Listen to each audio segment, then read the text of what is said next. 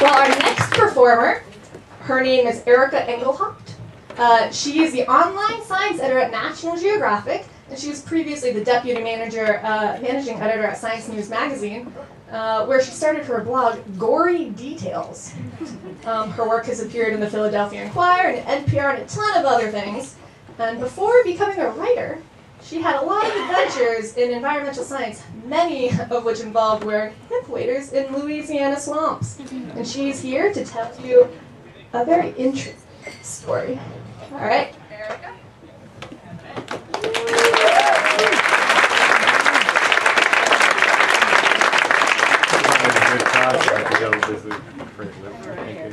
Thanks. I'm going to tell you guys a story. It's a true story. But before I do that, how many people here moved to DC from someplace else? So when you moved to DC, did it suck for you moving? Yeah. It sucked for me. It sucked for me. I moved to DC from Boulder, Colorado. Yeah, which it's very different from DC. It's kind of it's like it's like a heaven for people who are really athletically built and whose parents invested like really, really well. And I'm not either of those things. And it turned out I wanted to be a science writer, so I moved to DC. And when I moved to DC, I made a road trip with my boyfriend Jay. And we decided this was going to be a really fun trip, but pretty much things started going wrong right away. And the first thing that happened was I lost my wallet, that just always sucks, right? I lost my wallet. We're supposed to be getting on the road. I had to run around, go to the DMV, go, get a temporary driver's license, go get a temporary ATM card. So we're kind of late getting on the road. Jay takes the first leg of driving. We get in my Volkswagen Golf, and we're off. And you get out east of Denver, and there's basically nothing. It just opens up into the plains, and there's no trees. There's hardly any traffic. We're cruising along, and every now and then we would pass a semi truck, and we noticed that all of the trucks were going really slow. We were passing them. And Jay said, well, that kind of makes sense, because when the movers came to take the stuff, they said that diesel fuel is really expensive right now. So, it kind of makes sense. They'd want to conserve on gas. Also, I noticed that it was really windy. So I thought, just kind of basic physics, like big trucks, they probably really get hit by the wind. So they're probably slowing down because of that too. So we're kind of just cruising along. We put the Eagles on. We're taking it easy. And the next thing you know, we see some little like red and blue lights like way back behind us. And I said to Jay, that wouldn't be for us, right? He was like, no. Because we had set the cruise control on 75, and that's the speed limit out there. So we're set. We're going along, and then the lights kind of start getting closer, and slowly they get closer and closer and closer until there's a state trooper like right behind us, and he's got the sirens, going, and the lights are flashing, the whole 9 yards. So we pull over, and the state trooper gets out. He comes up to Jay's window, and he says, "Sir, get out of the car." He's very serious. So Jay does, and he goes around to the back of the car, and I can't really hear what they're saying, but I'm watching the whole scene in my little makeup mirror in the visor.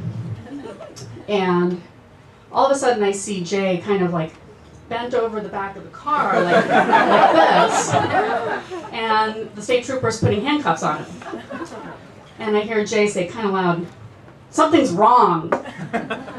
And at this point, kind of startled, and I see the state trooper going and like taking Jay back to the car, and he puts him in the police car, and he puts his hand on Jay's head as he puts him in, just like they do on cops. That's the kind of thing. And at this point, I'm really pretty freaked out by the whole thing. The state trooper comes over then to my side of the car, and he says, "Man, what's going on here?" You tell me. I don't know what's going on. We're just driving along, and he says, "Ma'am, do you know how fast you were going?"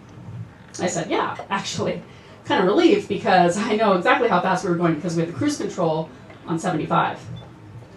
And at this point he says, "Ma'am, I clocked you on my radar going 113 miles per hour." And I said, "No, something's wrong."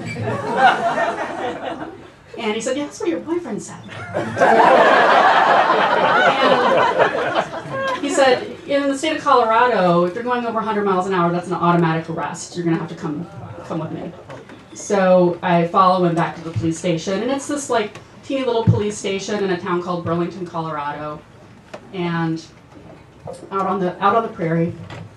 And we get there, and they take Jay in. They start to, I guess, book him, and they take away his shoelaces. I'm watching all this through like a little window with the chicken wire embedded in it, and they're fingerprinting him. And I go to the woman at the front desk and I say, "So what do I do now?" And she said, "Well, your boyfriend has been arrested for reckless driving, and if you'd like to post bond, that's $1,100, cash only." And I said, "I don't have my wallet. All I've got is this temporary ATM card and a driver's license that doesn't even have a photo on it." And I said, "Could you maybe get me my boyfriend's ATM card?" She started to say, "Yeah, honey, you can't really do that. That's not a thing." And but then she saw, the look on my face, and it was pretty clear I was about to start crying right there. And she said, "Let me see what I can do." She goes back. And sure enough, she comes back out with an ATM card and a PIN number written on a sticky note. And so I'm off. I take off, and I'm hitting every ATM in this little 2-horse town. I'm afraid to take out more than $200 at a time from any one ATM because I'm afraid it'll like suck my card back in and not give it back. So I'm taking out $200 at a time from both the cards. I hit the Safeway, I hit the Dollar General, I'm everywhere. And finally I come up with $1,100. I go back to the police station and I bail out my man. And yeah, feeling pretty good at that point. We get back in the car and we kind of just look at each other. And I said, "Let's get the hell out of here." Except I didn't say hell at that point. It was a different word. But point being, we did get the hell out of there, but very slowly, and we didn't stop until we got across the border into Kansas and stopped in a motel. And then the next day, then the reality starts to set in. Jay's been charged with a crime, reckless driving, and you can be faced with a fine and up to 90 days in jail. In Colorado jail, in Kit Carson County, as it turns out. And Jay starts to get really worried. I mean, he's thinking, I can have a criminal record, this could follow me around, I'm a professional, what am I gonna do? And I'm thinking, what happens if you have to go to jail in Colorado? Can you take like a leave of absence from work or something? How do you do this? So basically we have to prove that the speedometer was broken. Something was wrong. So we're scientists. We can do the experiment. So we get a watch and we've got the mile markers on the highway. And we start timing it. Jay takes the car to 50 miles an hour on the speedometer, sets the cruise control, and I time how long it takes us to go exactly 2 miles between the mile markers. And 50 miles an hour, 2 miles, it should take us 2 minutes and 24 seconds to go 2 miles. And it does, almost exactly. The speedometer's right. Oh. So, okay, we'll try it a little faster. So take it up to 54, do the same thing. This time it takes us 2 minutes exactly to go 2 miles. 2 minutes, 2 miles, so 60 miles per hour. This number said 54. All right, so let's try it again. So set the speedometer at 60, do it again. We're actually going 69 at that point. Take it up to 64 on the speedometer. We're going 82 miles an hour. Yeah. Well, I had my laptop, so put all the data in an Excel spreadsheet. That's what it does. And at that point, I, fit an exponential curve, just to see. And it's a perfect. R squared, 0.997. It's the best data set I ever had.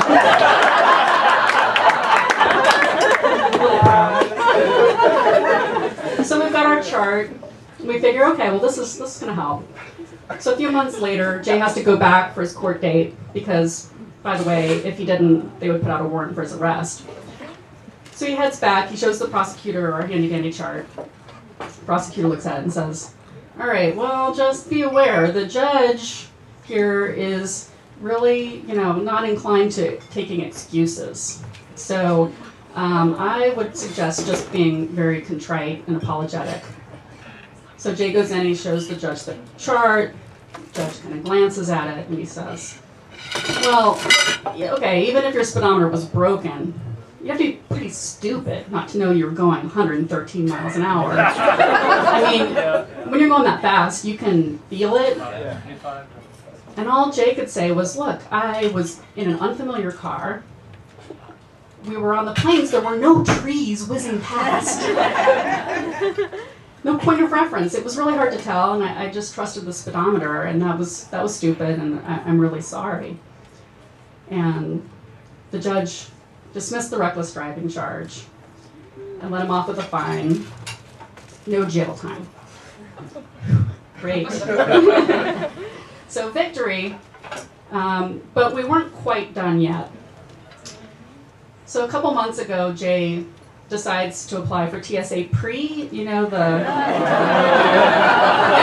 you get to zip through the security line, he does, it's really awesome, really jealous of that. And so he goes to the interview with the TSA agent, and the TSA agent wants to keep on the computer, and he says, according to the FBI, which, nothing that comes after that's going to be very good. According to the FBI, you've been convicted of a misdemeanor. And Jay and I both thought, well, that's kind of great. No, this was dismissed. We should be fine.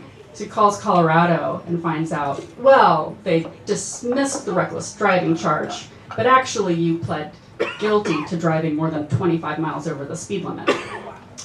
And in Colorado, it turns out that's a misdemeanor. And a misdemeanor means that you cannot qualify for TSA Pre for 10 years. So Jay will have plenty of time to think about that when he says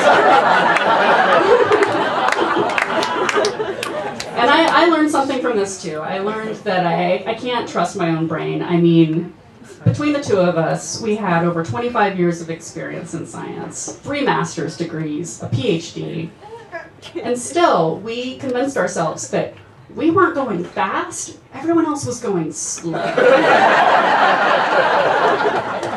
Also, it wasn't windy. It was just the car being buffeted by really high speed. So we were both idiots.